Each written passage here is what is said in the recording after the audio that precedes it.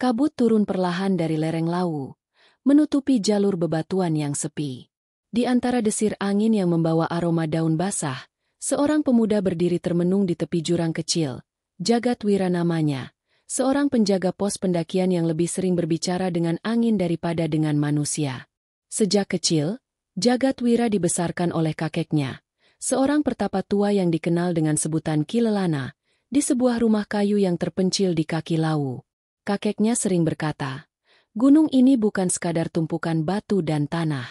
Ia hidup, bernapas, dan mendengar setiap langkah manusia.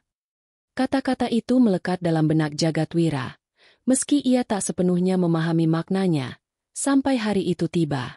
Pagi itu, langit Lawu berwarna abu keperakan. Jagatwira menemukan sebuah batu pipih berukir huruf Jawa kuno di balik akar pohon tua yang tumbang semalam karena badai. Ukiran itu terasa hangat ketika disentuh, seolah masih menyimpan nyawa. Di permukaannya tertera kalimat samar. Sabdo iku nyawane jagat, yen ilang, rusake urip. Sabda adalah nyawa semesta. Bila hilang, kehidupan pun hancur. Sejak menyentuh batu itu, malam-malam Jagatwira tak pernah tenang. Ia mulai mendengar bisikan, bukan dari manusia, tapi dari kabut yang datang setiap menjelang dini hari. Suara itu lembut namun berwibawa, seperti suara seorang leluhur yang sudah lama tidur. Jagatwira, jagalah keseimbangan, jagat sedang miring. Awalnya ia mengira dirinya berhalusinasi. Tapi setiap kali ia mencoba mengabaikannya, tanda-tanda aneh muncul. Burung gagak berputar di atas rumahnya tanpa henti. Air sumur mendadak berwarna keperakan. Dan pada malam ketiga, ia bermimpi. Dalam mimpinya, ia berdiri di sebuah istana yang separuhnya tenggelam oleh air, separuh lagi terbakar oleh api. Di tengah-tengah ruangan itu, seorang lelaki berwajah tua dengan sorot mata menyala seperti bara duduk bersila. Lelaki itu tersenyum samar dan berkata, "Waktu Majapahit runtuh, manusia melupakan janji. Kini alam menagih seimbangannya. Aku Sabdo Palon, dan engkau, wahai anak Lawu, telah kupilih untuk mendengar sabda yang terpendam." Ketika Jagatwira terbangun, dadanya terasa sesak, dan udara di sekitarnya seperti bergetar. Di luar, kabut Lawu menebal, dan dari balik kabut, samar-samar terdengar gamelan kuno, lembut, jauh, tapi nyata. Ia tahu, sejak saat itu hidupnya takkan lagi sama. Keesokan harinya, ia pergi menemui Ki Lelana. Kakeknya menatapnya lama, seperti sudah tahu apa yang terjadi. "Batu yang kau temukan bukan batu biasa, Nak. Itu adalah Watu Sabdo, batu yang menyimpan getaran dari zaman Majapahit. Dulu, Sabdo Palon menanamkan sebagian jiwanya di tanah ini, agar bila manusia lupa pada keseimbangan, ia bisa berbicara lagi melalui darah keturunannya." Jagatwira terdiam. "Apakah maksudnya aku?" "Ya," potong Ki Lelana lirih.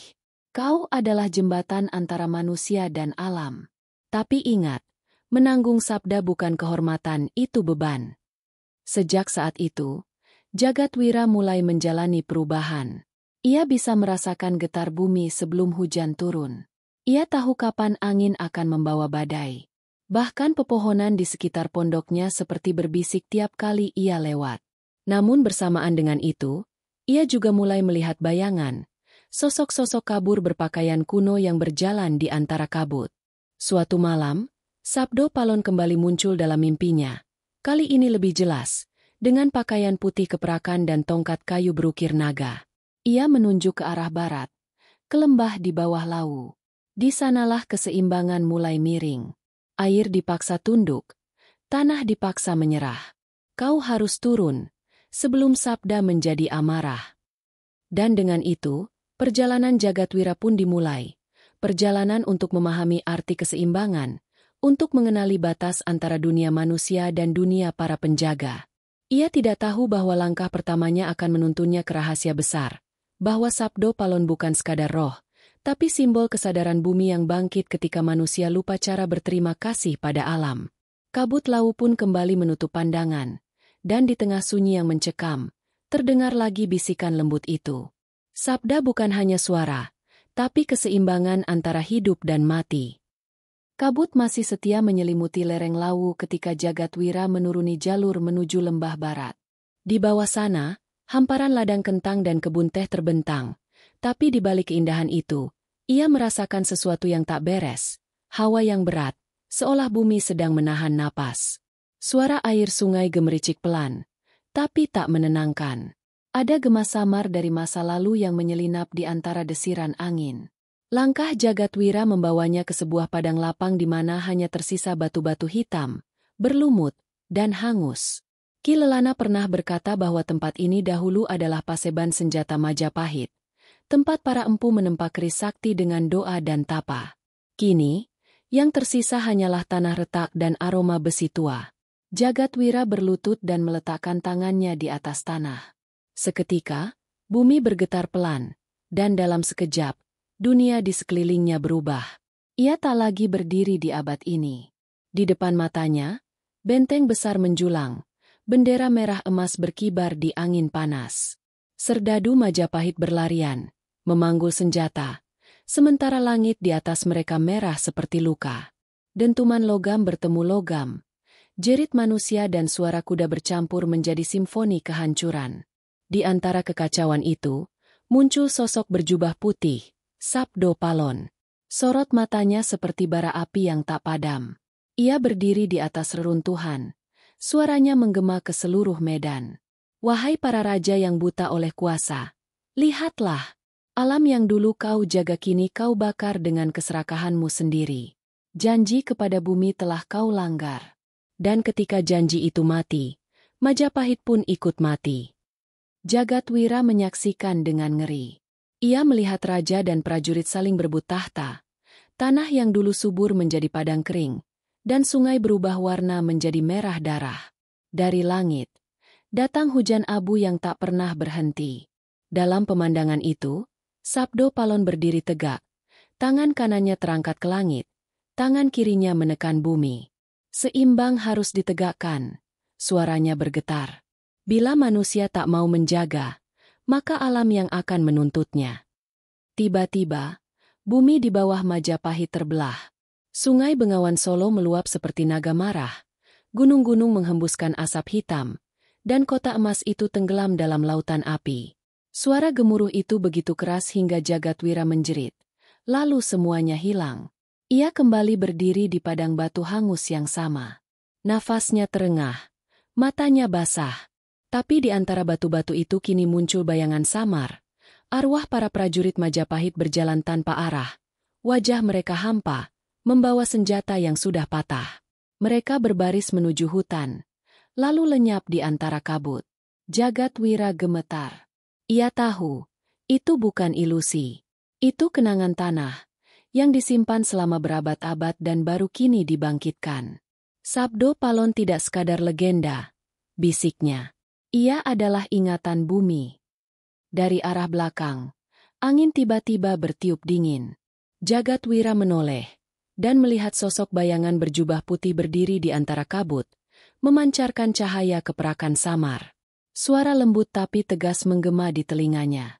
Engkau telah melihat masa yang hancur karena ketidakseimbangan.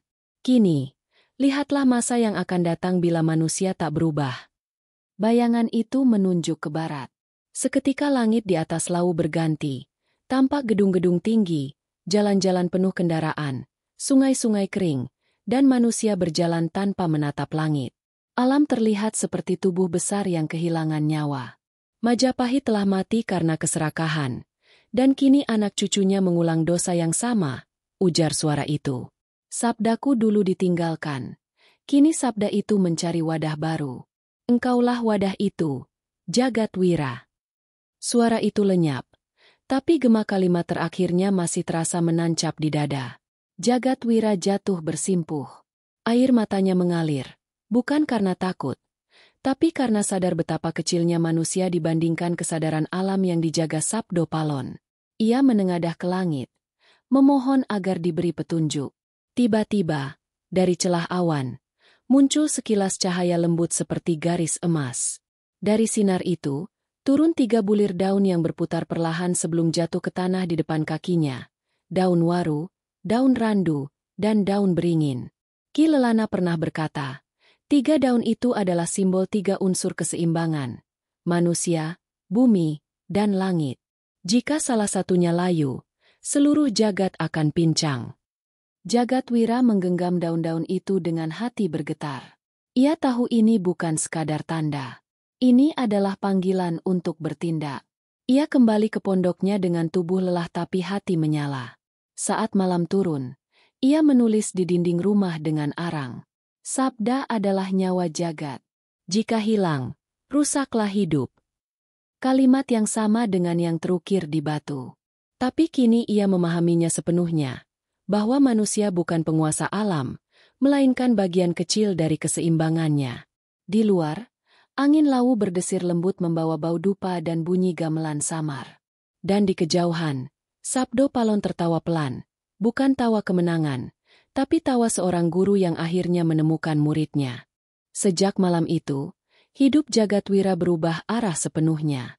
Ia tak lagi sekadar penjaga jalur pendakian di kaki lawu.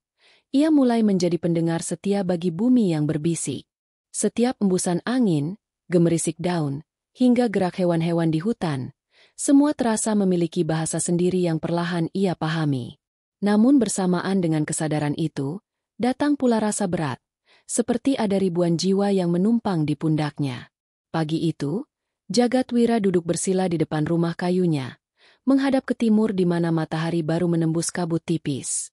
Di depannya terbentang 3 daun yang ia bawa pulang malam sebelumnya. Waru, randu, dan beringin. Ia menata ketiganya di atas batu pipih, lalu menunduk, mencoba meresapi maknanya. Angin berhembus lembut, dan tiba-tiba daun-daun itu bergerak, berputar pelan di udara sebelum jatuh di pangkuannya. Pertanda, gumam suara lirih di dalam pikirannya, suara Sabdo Palon, dalam wujud gema halus yang hanya bisa ia dengar ketika hatinya tenang. Pertanda apa? Tanya Jagatwira dalam hati. Bahwa sabda mulai menyatu dengan ragamu. Darahmu telah mengenali sabda lama. Tiba-tiba tubuh Jagatwira terasa panas, lalu dingin, lalu seperti ditarik ke tempat lain. Dalam sekejap ia tak lagi duduk di depan rumahnya. Ia berada di tengah padang luas, dikelilingi kabut keemasan. Di hadapannya berdiri seorang lelaki tua berkulit tembaga, berjubah putih, dengan rambut panjang keperakan yang menjuntai hingga pinggang. Wajahnya bersinar, namun matanya penuh kedalaman yang tak bisa dijelaskan. Aku Sabdo Palon, pamomong jagat.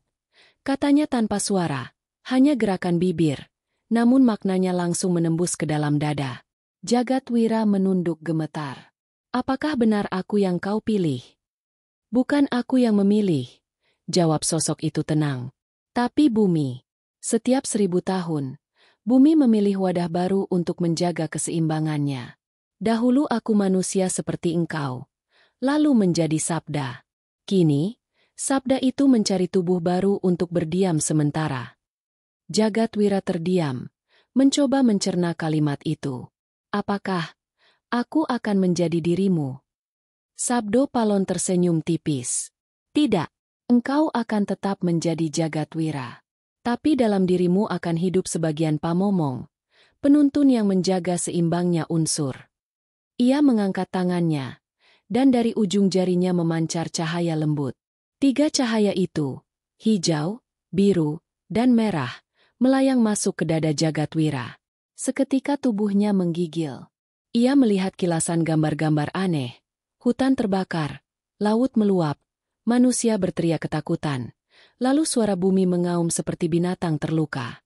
Setelah itu, muncul pemandangan indah, air yang jernih, gunung berasap lembut, dan manusia yang hidup berdampingan dengan alam. 2 gambaran itu bertumpuk, bertarung di dalam pikirannya. Pilih salah satunya untuk kau jaga, ujar Sabdo Palon. Keseimbangan bukan berarti tanpa perubahan. Ia harus dijaga, bukan dipaksakan. Jagatwira berlutut, menatap bumi di bawahnya. Aku memilih menjaga kehidupan, meski dunia berubah. Begitulah seharusnya, jawab Sabdo Palon. Ingat, tugas pamomong bukan melawan manusia, tapi mengingatkan mereka pada batas.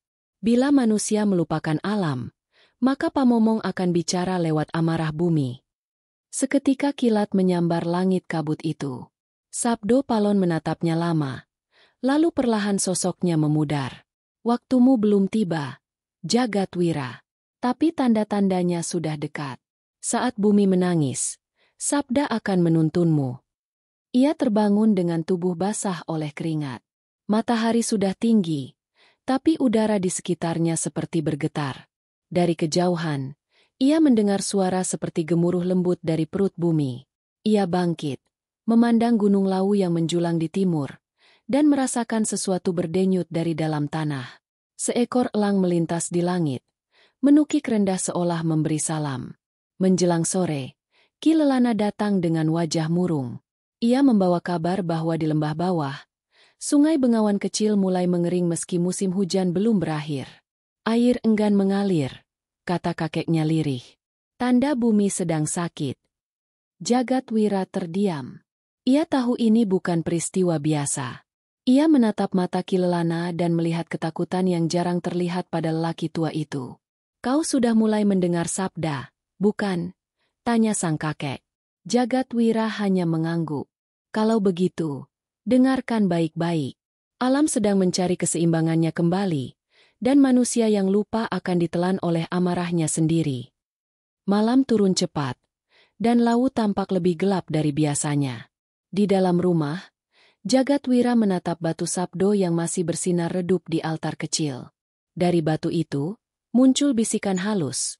Kali ini bukan dari Sabdo Palon, tapi dari bumi sendiri. Air mengering bukan karena langit enggan memberi hujan, tapi karena manusia memaksa bumi memberi lebih dari yang bisa ia tahan. Jagatwira memejamkan mata, berjanji dalam hati, ia akan melanjutkan laku Pamomong itu. Ia akan mencari sumber ketidakseimbangan yang mulai menggerogoti tanah Lawu dan Bengawan. Dalam dirinya kini bersemayam sesuatu yang lebih besar dari dirinya sendiri, sabda yang hidup. Di luar, angin malam membawa aroma kemenyan yang samar, dan dari kejauhan terdengar bunyi gamelan sayup-sayup.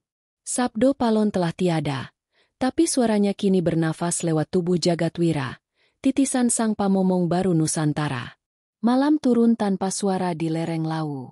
Langit hitam pekat, dan hanya sinar bulan separuh yang menyelinap di antara kabut. Jagatwira berdiri di tepi jurang kecil yang dikenal warga sebagai pintu angin, celah alami tempat empat arah mata angin bertemu. Orang-orang desa jarang mendekat ke sana, sebab konon, di tempat itu arwah para penjaga unsur berkumpul. Namun malam ini, Jagatwira datang dengan satu tujuan, mencari tahu mengapa alam mulai bergejolak. Angin berputar di sekelilingnya, tak beraturan. Ia menancapkan tongkat kayu di tanah, lalu meletakkan 3 daun pusaka di depannya. Waru, randu, dan beringin. Ia menutup mata, menarik napas dalam-dalam, dan membisikkan doa yang diwariskan Ki Lelana. Wahai penjaga bumi, wahai roh air, wahai penguasa angin, wahai nyawa api, datanglah, tunjukkan padaku seimbang yang hilang. Begitu mantra itu diucapkan, tanah di bawahnya bergetar pelan. Udara menjadi berat. Lalu tiba-tiba 4 pusaran kabut muncul di sekelilingnya. Dari pusaran itu, perlahan terbentuk sosok-sosok samar, tinggi, bercahaya, namun tanpa wajah. Suara mereka bergema seperti angin yang melewati gua. Engkau pewaris sabda, tapi apakah engkau sanggup menanggungnya? Jagatwira menunduk. Aku tidak tahu apakah aku sanggup, tapi aku tahu bumi sedang menderita. Aku ingin membantu. Salah satu sosok itu, berpijar merah seperti bara, mendekat. Bumi tidak butuh belas kasihan. Ia butuh keseimbangan. Dan keseimbangan selalu menuntut tumbal. Tumbal. Jagatwira menatap ngeri. Seimbang tak lahir dari doa, tapi dari pengorbanan, lanjut sosok itu. 4 unsur telah miring karena keserakahan manusia. Air mengering, tanah lelah, angin kotor, dan api tak lagi suci. Untuk mengembalikannya, satu jiwa harus menyerahkan dirinya menjadi penawar. Sebelum Jagatwira sempat menjawab, muncul kilatan cahaya di tengah pusaran. Sosok kelima terbentuk, lebih terang, lebih lembut, dan suaranya menyerupai Sabdo Palon. Jangan tergesa, katanya pelan. Tumbal tak selalu berarti kematian. Ia bisa berupa kesadaran, penebusan, atau laku suci. Jagatwira berlutut, menatap ke arah cahaya itu. Guru Sabdo Palon, apa yang harus kulakukan? Pergilah ke Kali Cemoro, tempat air terakhir mengalir dari perut Lawu. Di sana, letakkan 3 daun pusaka. Tapi hati-hati, karena penjaga air telah marah. Ia tidak mengenal manusia sebagai kawan lagi. Angin berputar semakin kencang, lalu semuanya lenyap dalam sekejap. Jagatwira terjatuh, napasnya tersengal, tapi di dalam dadanya kini berkobar semangat aneh yang tak bisa ia jelaskan. Ia tahu, malam itu ia baru saja melewati gerbang pertama menuju tugas pamomong sejati. Keesokan harinya, ia memulai perjalanan menuju Kali Cemoro. Jalannya curam, licin, dan penuh akar menjuntai. Udara semakin dingin seiring ketinggian bertambah. Di sepanjang jalan, ia melihat tanda-tanda alam yang ganjil, pohon tumbang tanpa sebab, batu-batu besar retak seperti habis terbakar dari dalam, dan suara gemuruh samar di balik hutan, seperti rintihan panjang yang datang dari perut bumi. Setelah berjam-jam berjalan, ia tiba di sebuah lembah tersembunyi.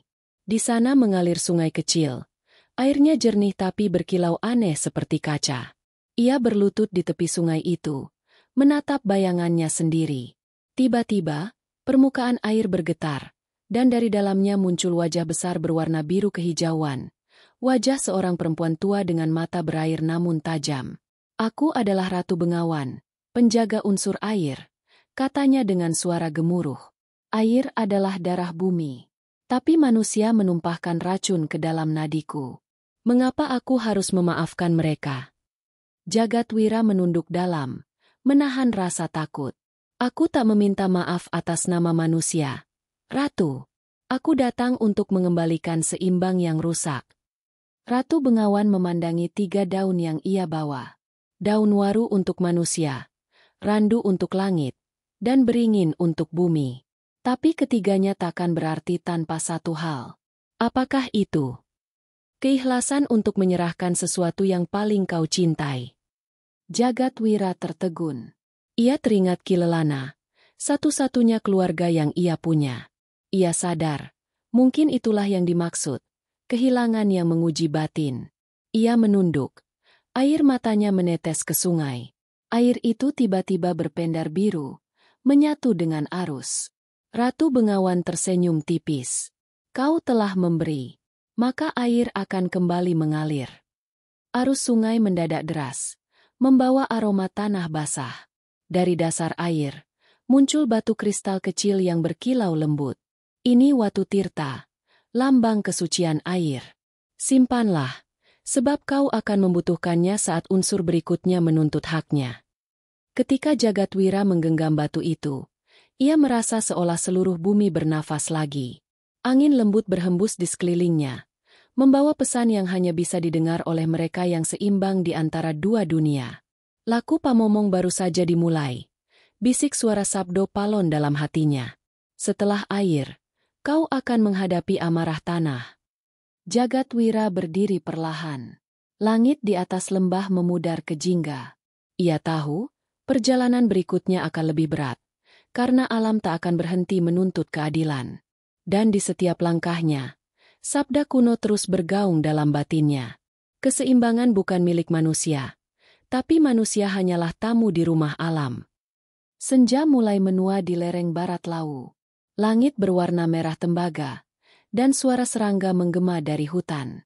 Jagatwira berjalan perlahan menyusuri tepian hutan Bengawan, membawa batu kristal biru, Watu Tirta, di dalam kantong kulit kecil di dadanya.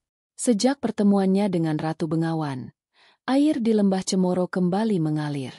Namun kini bumi mulai mengeluh. Gempa kecil mengguncang setiap malam, dan pepohonan di hutan itu tampak layu meski hujan sering turun. Ki Lelana pernah berkata bahwa hutan Bengawan adalah jantung tanah Lawu, tempat bersemayam roh penjaga unsur bumi. Jika hutan itu marah, maka seluruh tanah Jawa akan merasakan getarannya. Maka malam itu, Jagatwira bertekad menapaki batas-batas hutan yang tak lagi dimasuki manusia. Ia membawa dupa, 3 batang bambu kecil, dan secari kain putih sebagai tanda niat damai.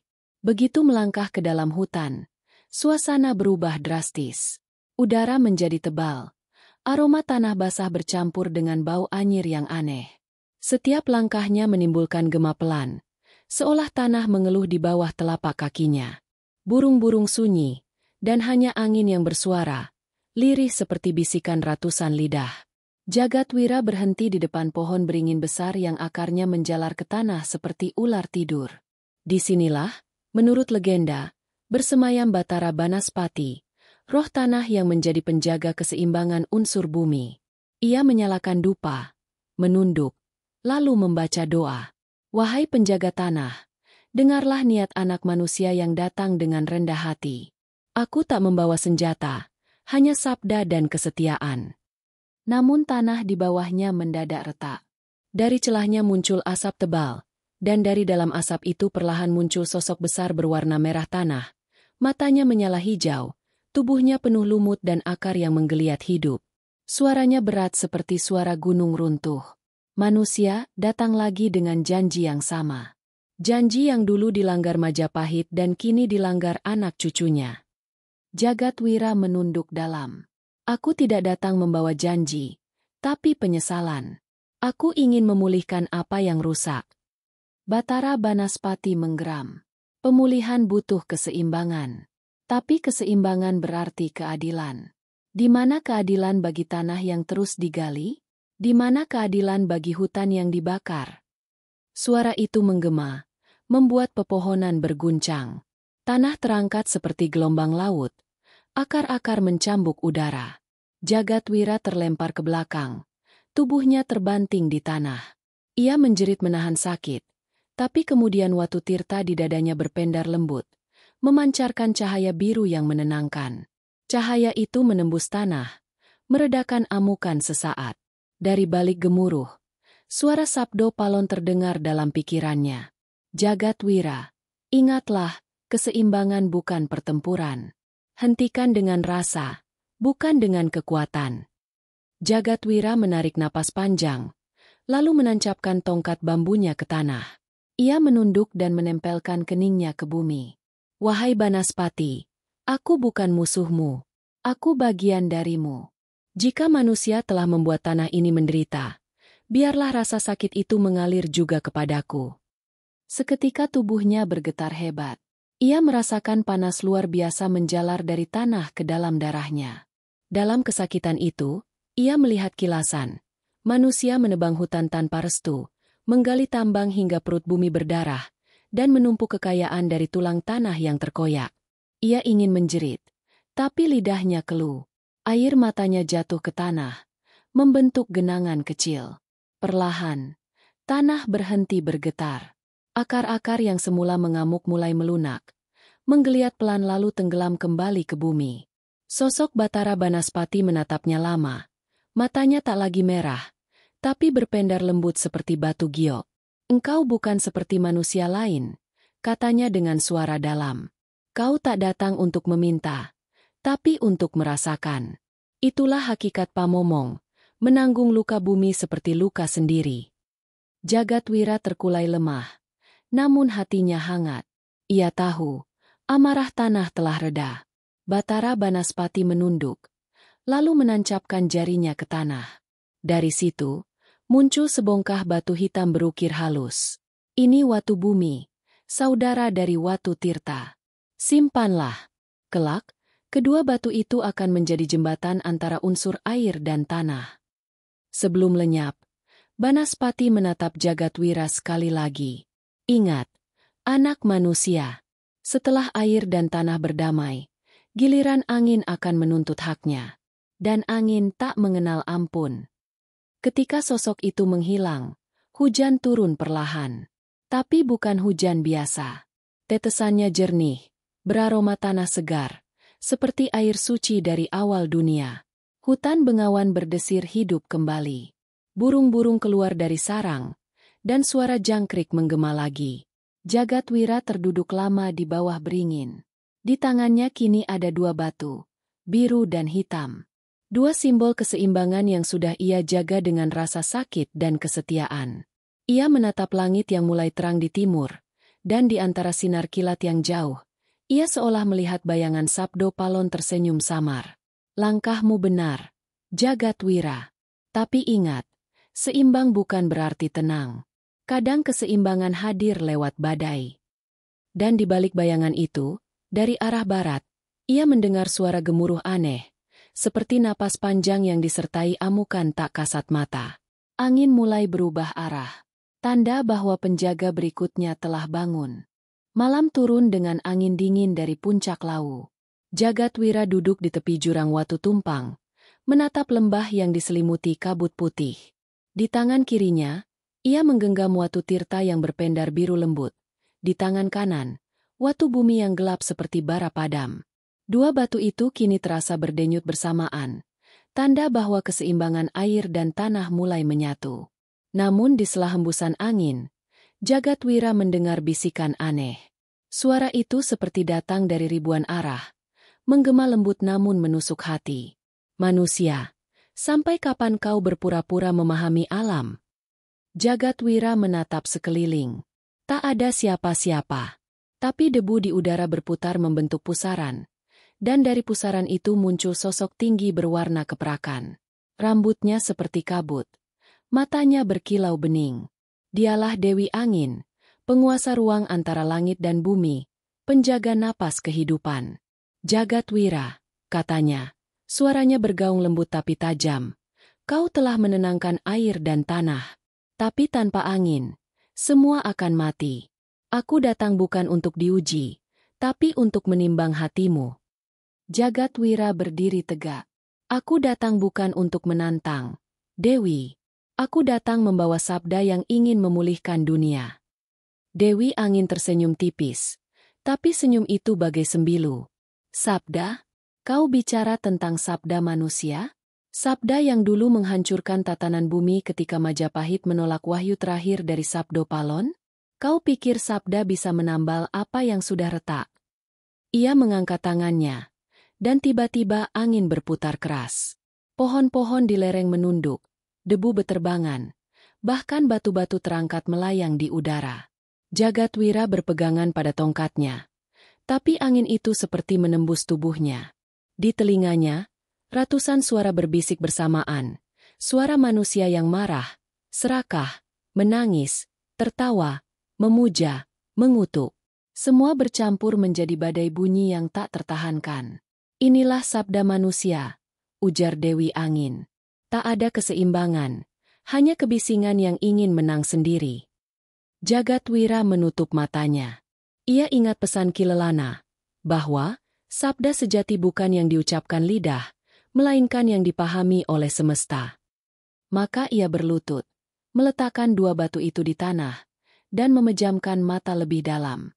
Ia mencoba mendengarkan, bukan angin, tapi apa yang dibawa oleh angin. Perlahan, di balik teriakan dan bisikan, ia mendengar sesuatu, napas bumi, ritme lembut yang sama dengan detak jantungnya. Ia menyesuaikan diri, membiarkan tubuhnya terbawa pusaran. Dan ketika ia membuka mata lagi, tubuhnya melayang di udara, tapi tanpa rasa takut.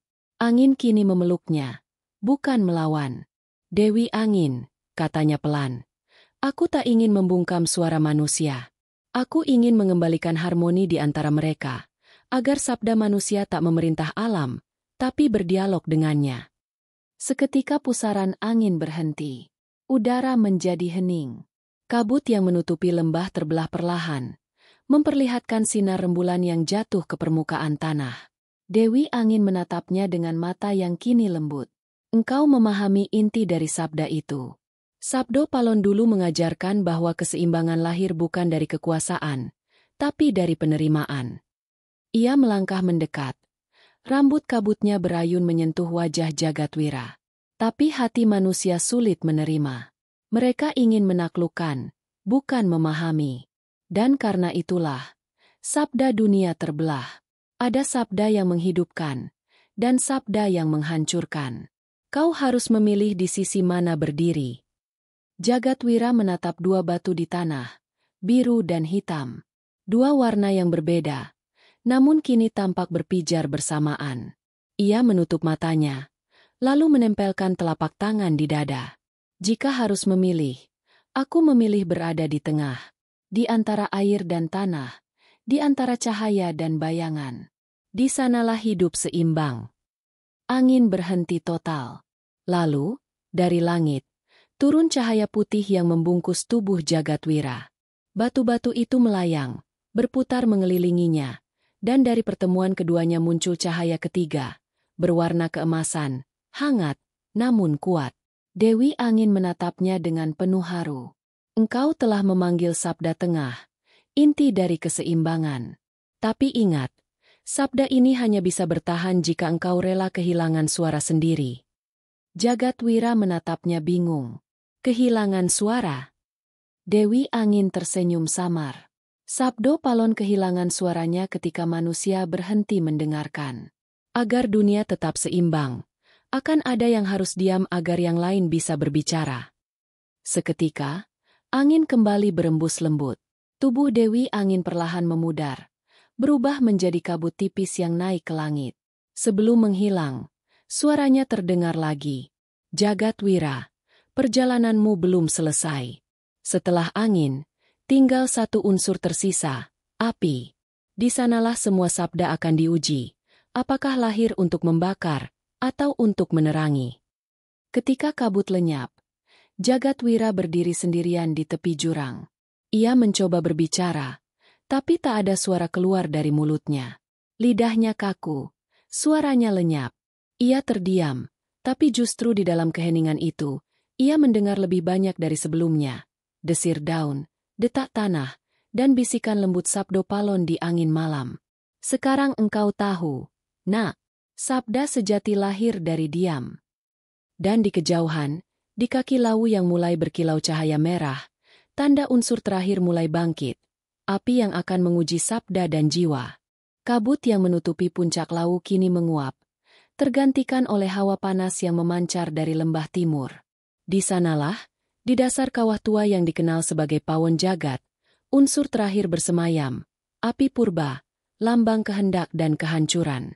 Jagadwira berjalan tertatih, masih bisu sejak pertemuannya dengan Dewi Angin. Ia hanya bisa mendengar detak alam, mengikuti bisikan batin yang menuntunnya menuju sumber nyala itu. Langit berubah jingga pekat.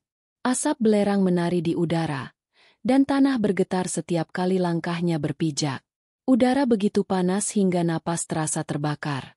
Di tengah kawah, ia melihat obor besar menjulang, bukan dari kayu, melainkan dari batu menyala. Watu Geni, saudara ketiga dari batu-batu keseimbangan.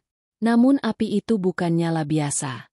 Ia hidup, bernafas, dan menatap balik kepada Jagadwira. Dari pusaran nyala, muncul sosok lelaki berkulit gelap kemerahan, matanya seperti bara, rambutnya menjuntai seperti nyala obor yang menolak padam. Dialah Raden Brahmagni, roh penjaga unsur api dan penegak keadilan semesta. Manusia yang membawa dua batu, ucapnya dengan suara berat dan dalam. Kau telah menenangkan air, menundukkan tanah, dan memahami angin. Tapi api tak mengenal damai. Api adalah ujian terakhir. Apakah keseimbanganmu tulus, atau hanya topeng? Jagadwira menunduk, lalu berlutut di hadapannya. Ia ingin berbicara, menjelaskan maksudnya, tapi tak ada suara keluar dari tenggorokannya. Lidahnya masih terkunci oleh keheningan suci. Maka ia hanya menatap mata sang penjaga api, mencoba menyampaikan ketulusan melalui pandangan. Brahmagni menatapnya tajam, lalu tertawa kecil. Diam? Kau pikir api bisa dihormati dengan diam? Api hanya menghormati keberanian. Kau akan bicara, atau kau akan terbakar oleh kebisuanmu sendiri. Ia mengangkat tangannya, dan dari tanah menyembur lingkaran api yang mengurung Jagadwira. Panasnya menyengat, membakar pakaian dan kulitnya. Jagadwira menggigil, bukan karena takut, tapi karena rasa sakit yang tak tertahankan. Api itu seolah ingin memurnikan tubuhnya, menghapus segala kebohongan yang mungkin tersembunyi dalam niatnya. Dalam penderitaan itu, kilasan masa lalu muncul di benaknya. Ia melihat wajah Kilelana, gurunya, yang dulu mengajarkan. Keseimbangan bukan hanya menjaga alam, tapi juga menebus kesalahan manusia terhadapnya. Dan kini ia sadar, perjalanan ini bukan sekadar tugas, melainkan penebusan dosa leluhur yang dulu melupakan Sabdo Palon, yang menolak sabda keseimbangan dan memilih kesombongan. Ia menggenggam dua batu di tangannya, menekannya ke dada hingga kulitnya terbakar. Air mata mengalir, menetes ke tanah dan langsung menguap menjadi uap putih. Saat itulah, cahaya lembut muncul dari dalam dirinya. Watu Tirta dan Watu Bumi bersinar bersamaan, berpadu dengan nyala api di sekelilingnya. Bara yang tadinya memakan tubuhnya, kini perlahan menari lembut, seolah mengenali pemilik barunya. Brahmagni menatapnya tanpa bicara. Dalam sorot matanya, kini ada penghormatan. Kau membiarkan api masuk ke dalam jantungmu tanpa melawan. Itulah tanda pamomong sejati. Kau tak menguasai api, kau menjadi bagiannya. Perlahan, Jagatwira membuka mulutnya, dan untuk pertama kalinya setelah lama bisu, suara keluar. Tapi bukan suara manusia biasa. Suara itu bergema lembut, bercampur gema alam. Api tak membakar yang tulus. Ia hanya menyingkap yang palsu. Kalimat itu menggema ke seluruh kawah. Brahmagni menunduk dalam, lalu menancapkan tongkat apinya ke tanah. Dari sana, keluar bara merah yang berubah menjadi batu ketiga, Watu Geni. Ia menyerahkannya kepada Jagatwira. Terimalah ini, penjaga keseimbangan. 3 unsur kini bersatu. Namun ingat, api adalah kehendak. Tanpa arah, ia akan membakar dunia lagi. Ketika batu itu menyatu dengan dua lainnya, bumi berguncang hebat. Langit terbelah, dan dari celahnya turun sinar keemasan. Dalam cahaya itu, Jagatwira melihat sosok Sabdo Palon berdiri di atas nyala. Wajahnya agung namun penuh kesedihan. Anak manusia, suara itu bergema, kau telah menempuh jalan yang dahulu gagal ditempuh Majapahit. Tapi perjalanan belum selesai. 3 unsur hanyalah permulaan. Keseimbangan sejati lahir ketika manusia mau berdiri di tengah segala pertentangan, bukan di atasnya. Jagatwira menatapnya dengan mata penuh tanya. Sabdo Palon melangkah mendekat, menatapnya dengan mata lembut yang seolah menembus waktu. Yang kau bawa bukan sekadar batu, melainkan cermin dari diri manusia. Air melambangkan rasa, tanah adalah tubuh, angin adalah pikiran, dan api adalah kehendak. 4 unsur itu harus berdamai di dalam dirimu sebelum kau bisa menuntun dunia. Cahaya di sekitar mereka perlahan meredup. Angin dingin bertiup, membawa sisa panas yang berubah menjadi kabut keemasan. Brahmagni menunduk hormat, lalu perlahan lenyap ke dalam bara. Jagatwira kini berdiri di tengah kawah yang mulai tenang. Tubuhnya hitam terbakar tapi matanya memancarkan cahaya baru. Ia tahu, ujian api bukan tentang melawan, tapi tentang menyerahkan diri sepenuhnya pada kehendak semesta. Dan ketika ia melangkah keluar dari kawah, suara Sabdo Palon bergaung lagi di benaknya. Kau telah menemukan sabda penebusan. Tapi bersiaplah, karena setelah keseimbangan, akan datang ujian terakhir, saat manusia sendiri menolak apa yang telah engkau jaga. Di langit timur, fajar mulai menyingsing, namun warna merahnya bukan hanya cahaya matahari, melainkan nyala api yang hidup di dada Jagatwira, menandai lahirnya pamomong baru bagi alam raya. Pagi itu, sinar matahari menembus kabut tipis di lereng Lawu. Jagatwira berdiri di batu tinggi, memandang ke arah timur. Di kejauhan, hamparan sawah dan perkampungan tampak damai. Namun jauh di dalam hatinya, ia tahu bahwa kedamaian itu rapuh, seperti kulit air yang mudah pecah oleh satu lemparan kecil. 3 batu keseimbangan telah menyatu di dalam dirinya, dan nyala api suci dari Watu Geni masih bersemayam di dadanya. Tapi kini, ujian sesungguhnya bukan lagi alam, melainkan manusia. Ia menuruni bukit menuju desa Prabayasa, tempat yang dulu makmur karena air bengawan mengalir jernih. Namun kini air itu keruh, tanahnya retak, dan angin membawa bau besi dan abu dari barat.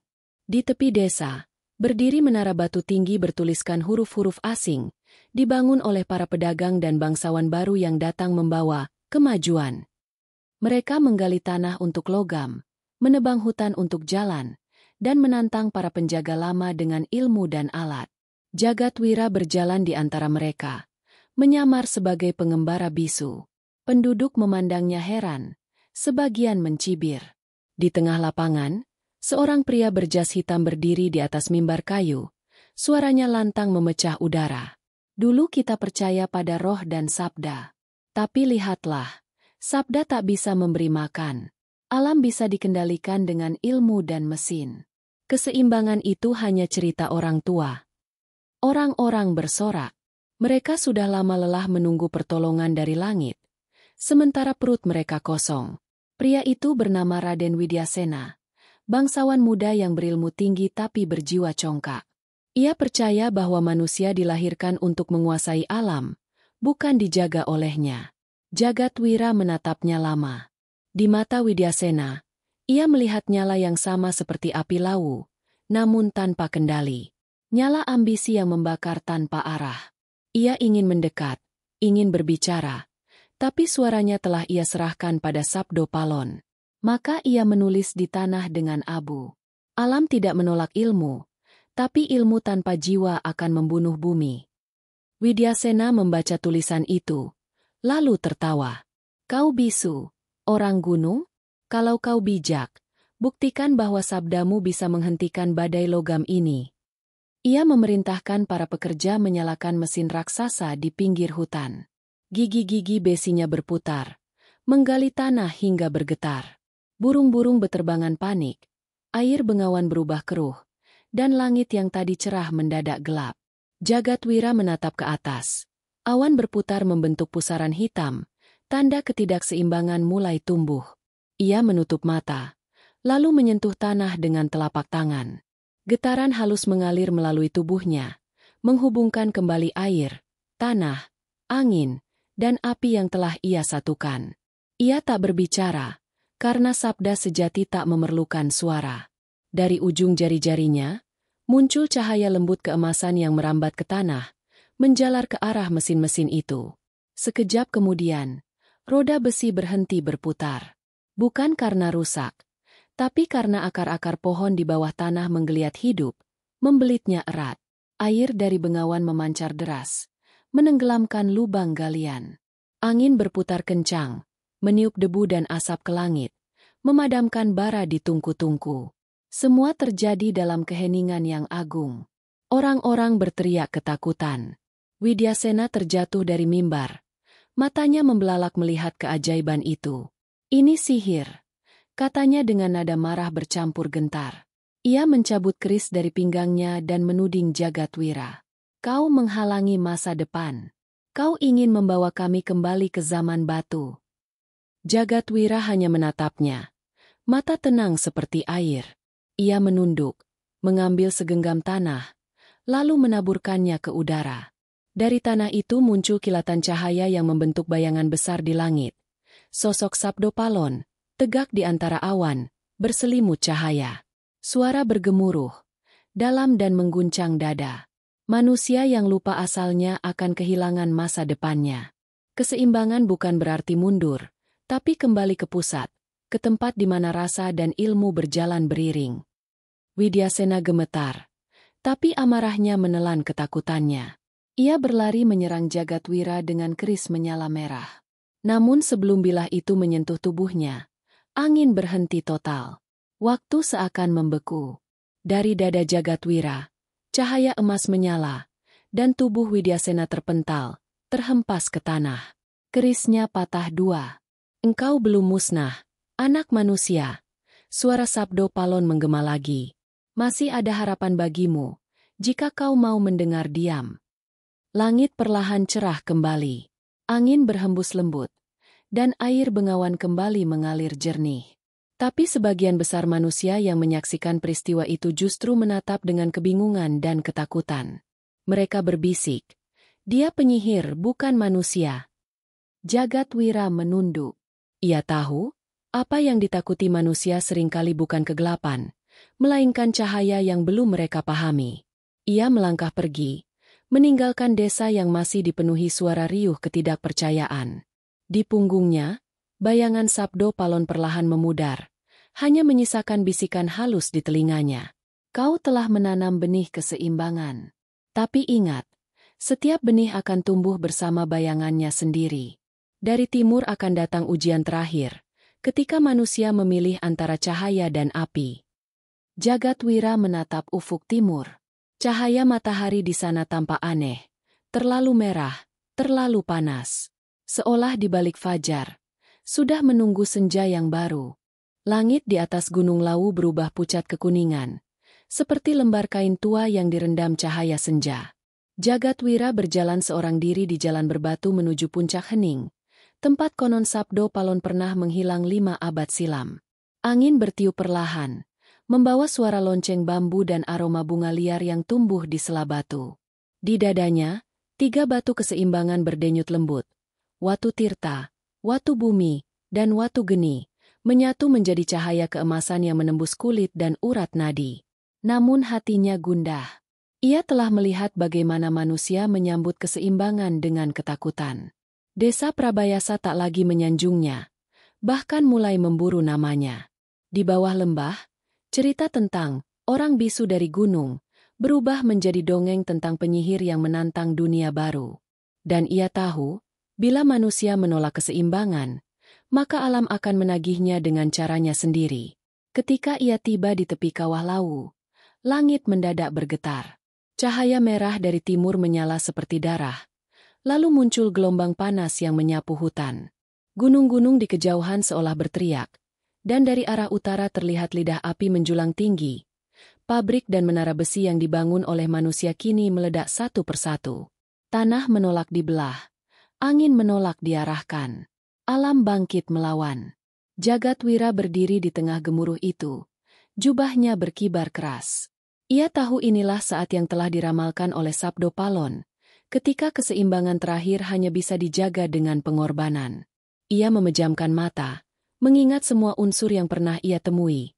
Air yang menenangkan, tanah yang sabar, angin yang lembut namun tajam, api yang membakar namun memberi cahaya.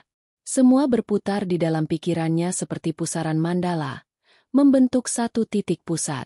Dari balik kabut, suara tua terdengar, dalam, berat, dan penuh kasih. Jagatwira, sudah saatnya kau tahu siapa dirimu sebenarnya.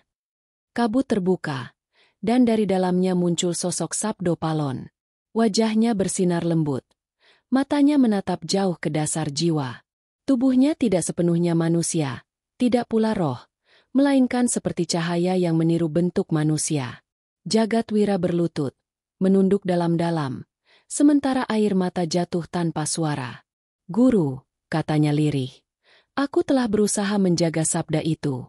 Tapi manusia menolak. Alam pun kini marah. Apa yang harus kulakukan? Sabdo Palon tersenyum samar. Yang harus kau lakukan bukan menahan marah alam, tapi mengembalikan poros dunia yang telah bergeser. Kau bukan hanya penjaga keseimbangan, Jagatwira. Kau adalah jembatan antara sabda dan diam, antara manusia dan semesta. Tiba-tiba tanah bergetar hebat. Dari kawah memancar cahaya putih menyilaukan, membentuk pusaran di langit.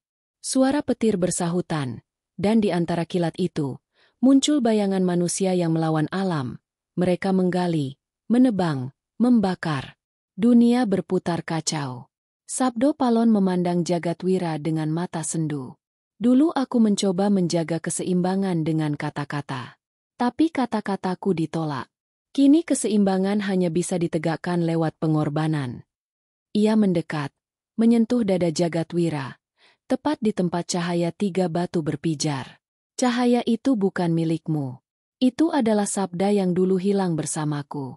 Kini saatnya dikembalikan ke pusat dunia. Jagatwira menggigit bibir. Ia tahu apa arti kata-kata itu. Jiwanya akan menjadi wadah baru bagi Sabdo Palon, sekaligus persembahan terakhir agar bumi tenang kembali. Namun di dalam hatinya, tak ada penolakan. Ia menunduk, lalu memejamkan mata. Jika ini jalanku, bisiknya, maka biarlah aku menyala, agar dunia bisa diam. Sabdo Palon menatapnya penuh haru. Ia mengangkat kedua tangannya, dan cahaya dari tubuh Jagadwira memancar ke langit, membentuk lingkaran emas raksasa. Angin berhenti, api mereda, air di lembah mengalir jernih lagi, dan tanah berhenti bergetar. Seluruh unsur tunduk pada sabda yang kini kembali ke asalnya. Tubuh Jagadwira perlahan memudar, berubah menjadi cahaya murni yang naik ke langit, bergabung dengan pusaran di atas puncak Lawu. Di sana, cahaya itu membentuk simbol mandala kuno, lambang keseimbangan semesta. Suara Sabdo Palon menggema di langit dan bumi. Keseimbangan bukan milik masa lalu atau masa depan. Ia hidup di setiap napas manusia yang mau mendengar diam. Aku, Sabdo Palon, kembali bukan untuk memerintah, tapi untuk mengingatkan. Ketika sabda dan diam bersatu, dunia akan tenang. Hujan halus turun, namun airnya bercahaya keemasan. Penduduk desa di bawah gunung menengadah, melihat puncak Lawu bersinar seperti matahari malam. Mereka tak tahu apa yang terjadi, tapi di hati mereka muncul rasa damai yang belum pernah ada sebelumnya. Beberapa hari kemudian, hutan yang terbakar mulai hijau kembali. Sungai yang keruh menjadi bening, dan angin yang dulu membawa abu kini beraroma bunga. Di tempat Jagadwira terakhir berdiri, tumbuh pohon besar berdaun emas, akarnya mencengkeram tanah Lawu, dan di batangnya tertulis lambang 4 unsur yang menyatu. Konon, siapapun yang berdiam di bawah pohon itu akan mendengar bisikan lembut. Suara Sabdo Palon dan Jagadwira yang kini menjadi satu, menjaga keseimbangan alam dari tengah dunia. Keseimbangan bukan akhir, melainkan napas yang terus berputar. Selama manusia masih bisa diam untuk mendengar, dunia akan tetap hidup. Langit Lawu kembali cerah. Di angkasa, seekor burung hitam terbang melingkar 3 kali di atas puncak, lalu menghilang ke arah barat, menandai bahwa sabda telah kembali pada tempatnya. Dan di bumi, keseimbangan pun lahir kembali, bukan karena manusia menaklukkan alam, tapi karena alam akhirnya kembali berbicara lewat manusia.